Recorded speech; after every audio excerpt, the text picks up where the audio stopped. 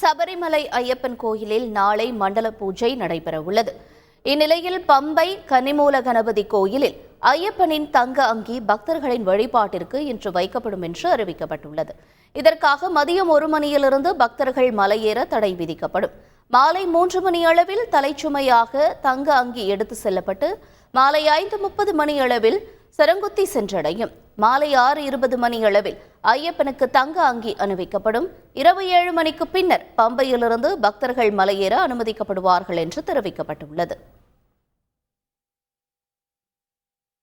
சபரிமலையில் பக்தர்களுக்கு உடனடியாக அடிப்படை வசதிகள் ஏற்படுத்தி தருமாறு மாநில உயர்நீதிமன்றம் உத்தரவிட்டுள்ளது. சபரிமலை பொன்குன்னம் பகுதியில் பக்தர்களுக்கு அடிப்படை வசதிகள் இல்லை எனவும் இது தொடர்பாக நடவடிக்கை எடுக்க கேரள அரசுக்கு உத்தரவிடக் கோரியும் அம்மாநில உயர்நீதிமன்றத்தில் மனு தாக்கல் செய்யப்பட்டது. இதனை கிறிஸ்துமஸ் விடுமுறை தினமான நேற்று விசாரித்த உயர்நீதிமன்ற சிறப்பு அமர்வு கோட்டயம், பாலா, பொன்குன்னம் உள்ளிட்ட பகுதிகளில் தடுத்து நிறுத்தப்பட்ட ஐயப்ப பக்தர்களுக்கு உணவு, குடிநீர் உள்ளிட்ட அடிப்படை வசதிகளை உடனடியாக ஏற்படுத்தி தர வேண்டும் என்று உத்தரவிட்டது. செய்திகளை உடனுக்குடன் தெரிந்து கொள்ள உடனே சப்ஸ்கிரைப் பண்ணுங்க.